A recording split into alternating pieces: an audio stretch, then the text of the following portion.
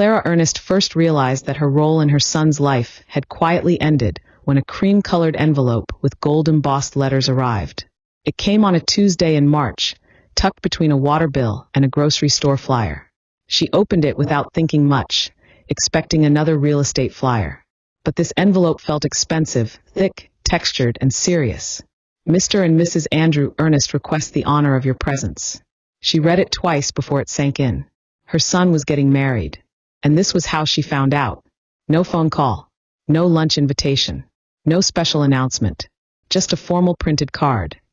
Like she was a distant relative they barely remembered, but felt obligated to include. She stood in her small kitchen, the invitation lying beside a pile of overdue bills. Andrew was 28 now. He lived in a downtown condo with floor-to-ceiling windows and valet parking. She had seen it once, briefly. He worked in tech and earned more in a month than she did in 6, working in insurance claims from a cubicle that always smelled like old carpet. Zara, his fiancée, was elegant and well-spoken. Clara had only met her twice, once at brunch and once at Christmas.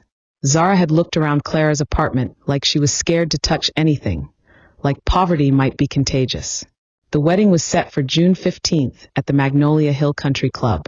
Black tie optional, it said in small print. Clara didn't own anything close to that. Her best dress was navy blue, 5 years old, and bought from the clearance rack for Andrew's college graduation. Still, she held the card gently. Her fingers traced the gold lettering as her heart wavered between pride and rejection. She was invited, technically, but she had never felt more like a stranger in her son's life. That evening, Clara called Andrew. He answered on the 3rd ring. "Hey, Mom," he said, his voice distant and distracted as usual. She imagined him scrolling through emails or replying to a message while she spoke. "I got the invitation," she said, trying to sound cheerful. "Oh, good," he replied. No warmth. Just acknowledgement. "Congratulations, honey. Zara seems lovely." A pause. "Yes, she is. Listen, about the wedding." "I'd love to help," she interrupted, already reaching for a pen on her kitchen table. "I know planning a wedding can be stressful. Maybe I could help with the flowers or taste the cake." "Mom, stop." His tone was sharp now. "It's all taken care of. Zara's parents are handling everything." "I wasn't talking about money, Andrew. I meant being part of it. A mother-son dance. Helping you pick the boutonnieres. You know, being involved." "We've already picked all of that," he said with a sigh. "Look, just show up. Okay, wear something nice. But not, too conservative. Zara's family is kind of traditional. Something nice, but not to me," she said quietly. "I understand." She kept her voice calm, even though the ache in her chest was growing. "I wouldn't want to embarrass anyone." "It's not about embarrassment," he muttered, then quickly added, "Never mind. I've got to go. Zara's making dinner." The call ended. All that was left was the soft hum of the refrigerator and the heavy silence of disappointment. Clara stared at the phone in her hand, then at the invitation still on the table. The words "black tie optional" gleamed under the kitchen light. Optional, maybe, but so was she. After that call, she made a decision. If she was going to be an outsider at her own son's wedding, she would still show up with her head held high. For the next 3 months, she saved every dollar she could. She skipped meals, walked to work instead of taking the bus, and canceled her cable subscription. She clipped coupons, counted every penny, and said no to every small treat. By May, she had saved enough to buy a new dress. Not just any dress, but one that made her feel like she belonged in a room full of rich people and designer names. She picked a deep emerald green gown, simple but elegant, from a department store she had never dared to enter before. It cost more than she had spent on herself in years. She also bought matching shoes, low heels with silver accents. For the first time in over 10 years, she had her graying hair styled professionally. The stylist added soft curls and light highlights. When the stylist turned her toward the mirror, Clara barely recognized herself. For a moment, she let herself dream about how Andrew might react. Maybe he'd be surprised. Maybe he'd say she looked beautiful. Maybe he'd introduce her to his in-laws with pride. That morning, standing in front of her bathroom mirror, she touched the neckline of her dress and took a deep breath. The woman looking back at her wasn't just someone's mother. She was confident, present, and whole. No matter what happened at the wedding, she would walk in knowing she had done everything she could. Not for Andrew, but for herself. Because sometimes, Dignity is the only gift you can give yourself when others have forgotten your worth. The country club was exactly what she had imagined. Perfect grounds, trimmed lawns, a shining lake in the distance. Luxury cars lined the circular driveway. BMWs, Mercedes, even a few Teslas. Clara had washed her 15-year-old Honda Civic the day before, hoping it might fit in. It didn't. Inside, the lobby sparkled with marble floors and crystal chandeliers. Guests moved through the space in designer dresses and sharp tuxedos. Their laughter bounced off the high ceilings. Clara Ernest walked slowly, her heels tapping against the polished floor, trying not to feel so terribly out of place. She spotted Andrew near the staircase, looking sharp in a black tuxedo. His dark hair was perfectly styled, his smile wide as he laughed at something Zara's father had said. Zara stood beside him, glowing in a gown that looked like it came straight out of a bridal magazine. They looked like they belonged on a magazine cover. Clara walked toward them, her heart tight in her chest. Andrew's eyes met hers. His smile faded, not with warmth or recognition, but with something closer to dread. "Mom," he said, his voice carefully neutral. "You made it. You look so handsome," she said, reaching to straighten his bow tie like she had done many times when he was younger. He stepped back slightly, breaking the contact. "Thanks. You look nice." There was a pause before he said nice, just long enough to sting. Zara's father extended a hand. "You must be Andrew's mother. Philip Peterson." "Clara Ernest," she said, shaking his hand. "Congratulations on gaining such a wonderful son-in-law." "Indeed," he replied politely before turning back to Andrew. Clara stood there a moment longer, then quietly stepped away. Just like that, she faded into the background of her son's wedding, and no one seemed to notice. The reception hall was beautifully decorated. White linens covered the round tables, crystal glasses sparkled under chandeliers, and tall floral arrangements filled the air with the scent of roses and eucalyptus. Each table had a name card. Clara found hers at table 8, all the way in the corner, right next to the swinging doors to the kitchen. The other guests at her table were strangers.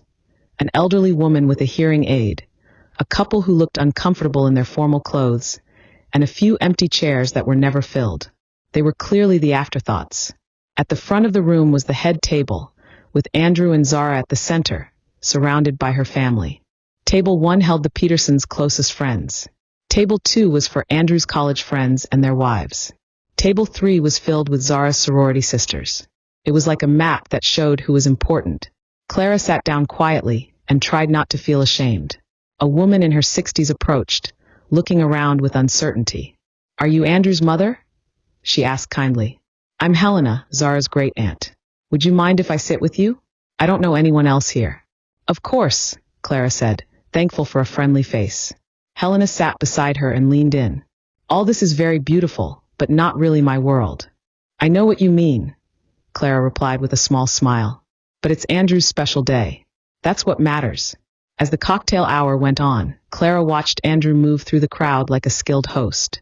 He shook hands, laughed, posed for photos. He made time for everyone except her. She told herself he would come over soon, that he was just busy. Maybe he was saving her for last. But as time passed, a hollow feeling grew inside her, slow, wide, and familiar. The old pain of being forgotten by the one person she loved the most. Dinner began in a very organized way. Waiters in neat uniforms served the head table first, then moved through tables 1 to 7. At Clara's table, they waited. Helena got her plate first. It was lukewarm, but fine. Then the elderly woman, then the nervous couple, and then nothing. A young server came to Clara, looking flustered. "I'm so sorry, ma'am. There was a mix-up in the kitchen. Your meal will be out in just a few minutes." 20 minutes passed. Then 30. Around her, the other guests were finishing their meals, raising glasses, and laughing at private jokes. Clara sat quietly in front of an empty plate, her stomach growling, her pride shrinking more and more. Finally, a different server brought her plate. The salmon was cold, the asparagus was soft and limp. The potatoes looked like they had been scraped off someone else's plate and left under a heat lamp. Helena glanced at the food and whispered, "That's inexcusable." Clara smiled and said, "It's fine. I'm just happy to be here." That was a lie. But it was a lie she had gotten used to telling. She was halfway through the cold salmon when she heard Andrew's voice across the room. He stood up, getting ready to give his thank you speech. But before he spoke to the guests, he leaned toward Zara and spoke just loud enough for nearby tables to hear. "Did you see? They finally brought my mom her food," he said with a smirk. "She's used to eating what life leaves behind. She won't mind." Zara laughed, a sharp, fake laugh. A few others joined in, following her lead. Clara put down her fork. Her hands were steady, but inside something broke. Wide open. Helena looked shocked. "Did he just—" "I'm fine," Clara said again. But the words felt like ashes in her mouth.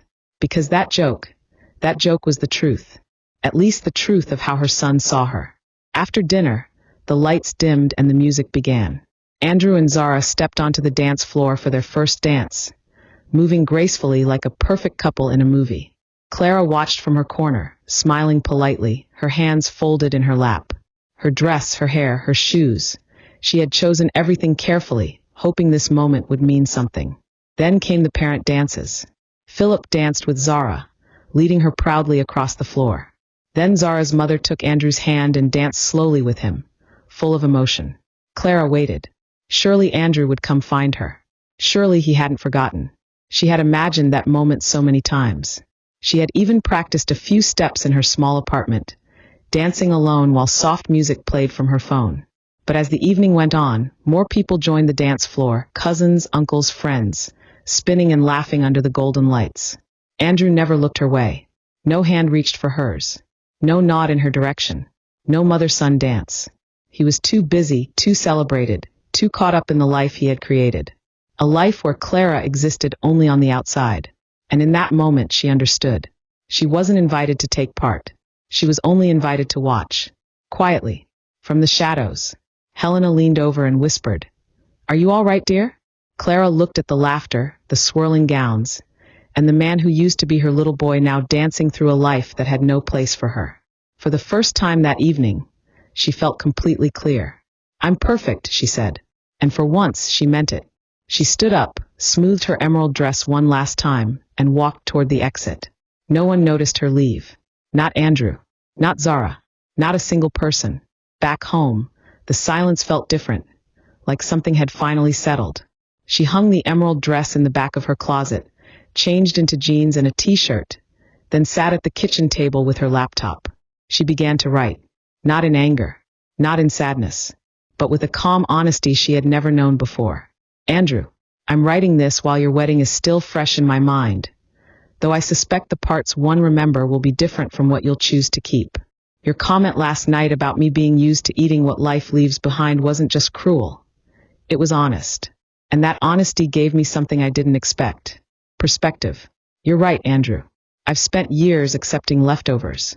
Leftover time, leftover attention, leftover respect.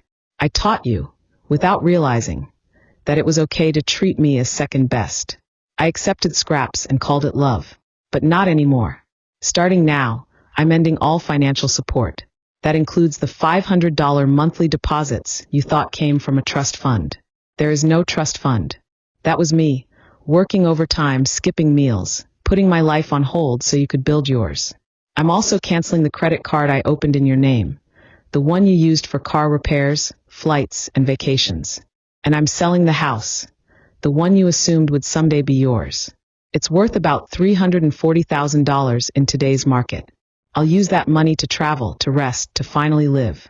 You once asked why I never remarried. The truth is, I was too busy being your mother to be anything else. I poured everything I had into raising you, hoping that one day you'd love me. Not just as someone who gave, but as someone who mattered. I was wrong. This isn't revenge. It's not punishment. This is me, finally choosing to matter to myself. I hope your marriage brings you happiness. I hope one day you understand the difference between being loved and being respected. You'll always be my son, but I will no longer be your safety net. Mom. Clara read the email 3 times before hitting send at 3:47 a.m. No extra punctuation, no hidden messages, just the truth. By noon, Andrew replied, "Mom, what the hell is this? Are you having some kind of breakdown? I think you misunderstood what happened at the wedding. It was just a joke. Everyone was laughing, not just at you. You're being way too sensitive. Can we talk like adults? Selling the house is insane. That's my inheritance you're talking about." Dad would roll over in his grave. Zara thinks you might be having some kind of midlife crisis. She knows a therapist who helps women your age. Let's talk on Sunday. I'll come over. Clara didn't reply. By Friday, she had changed her phone number. Saturday brought another email, shorter, angrier. Mom, I've been calling for 2 days. Pick up your phone. We need to talk about this house before you do something stupid. I talked to a lawyer. You can't just cut me out of my inheritance. Call me back. Clara forwarded the message to her realtor with a short note. Please expedite the listing process. By Tuesday morning, the house was on the market. By Thursday, they had 2 offers. She accepted the higher one, $115,000 over asking price, cash, 30-day close. On Sunday, Andrew sent one last message. You win. Whatever point you're trying to make, congratulations. You've ruined our relationship and embarrassed me in front of Zara's family. I hope it was worth it. Don't contact me again. Clara printed it out and placed it in a folder labeled evidence. Not for court, just for memory.